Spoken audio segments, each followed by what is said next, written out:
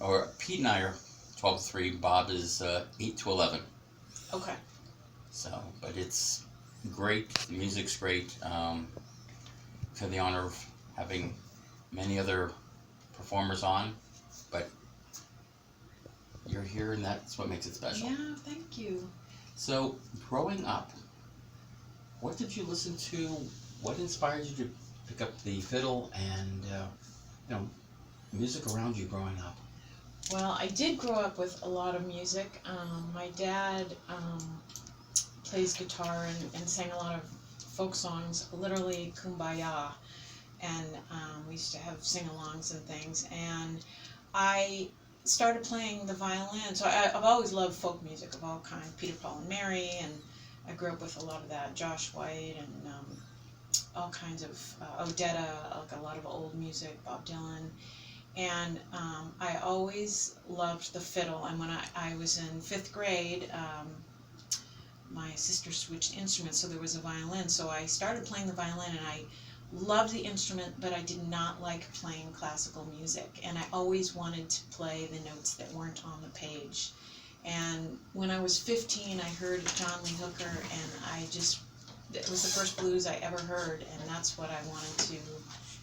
I wanted to play this instrument, the fiddle, like John Lee Hooker played the guitar, but I didn't even say that out loud. It was just a feeling I had, and it really didn't happen quite that way for a long time. You know, first I played Appalachian music, and then when I met Ronnie Earl, I really, I'd been listening to a lot of blues, and he invited me to play with him, and that's really, he introduced me around, and I have so much to thank him for. So, that's kind of... Well, when you were coming in, I saw you, you always hear about rosin up the bow, but I actually saw you rosin up a bow. Yes, it is a real thing, rosining up the bow. It's from tree resin, and if you don't put rosin on the bow, then you don't have, the bow slides around and it doesn't make the sound. The rosin allows the bow to grip the strings, and we really, fiddlers and violinists, really do rosin up our bows. Matter of fact, the first person I ever saw play a violin was Larry Fine. I was thinking of that too. Oh yeah. My goodness. Yeah. And he actually did have a Stradivarius, and he actually was a concert violinist.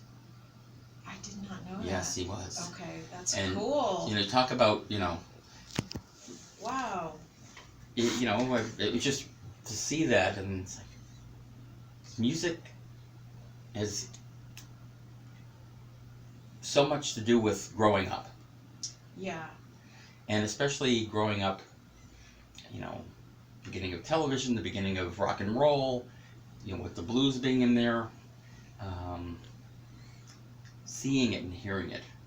It's a little different today.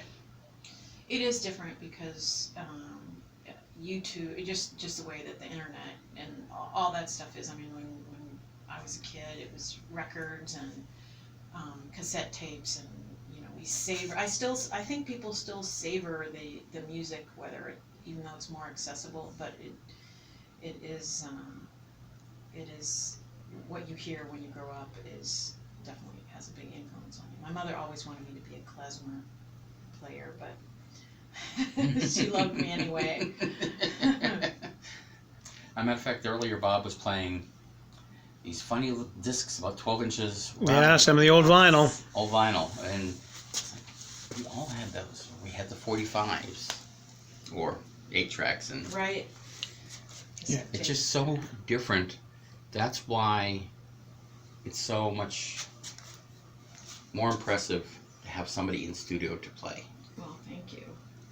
Yeah, I was going to say that, well, when I think of like a fiddler or something, I think of either Charlie Daniels or Papa John Creech. Did they influence you at all? I would say Papa John. Papa John, yeah. More, although, Sorry to I interrupt, listen by to the it way. all. I listen to it all, so it all influences me. And there is nothing like live music. I mean, and that's one of the reasons I play in the subways, because I feel like it's the YouTube generation right now, and I like to bring live music to people who don't hear live music. That is one of my passions. And Appalachian music, what drew you to that? Well, I I think first of all, it's an improvisational style on a kind of core melody. That's what the Appalachian tunes are. And I really like the richness of often having more than one string played at a time. I like music that can be played alone, even though it's absolutely wonderful to play with a community of other musicians.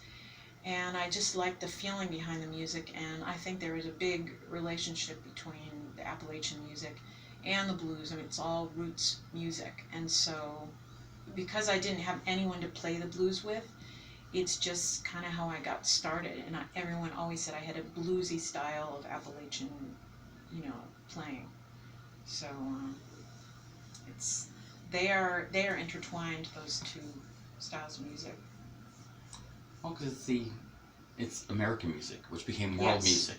Yeah. Because I know we've talked to many artists who travel the world, and they love American music. They love, Yeah. I mean, biggest influence on the Beatles. The skiffle and stuff, yeah. Right. Early music, Right. early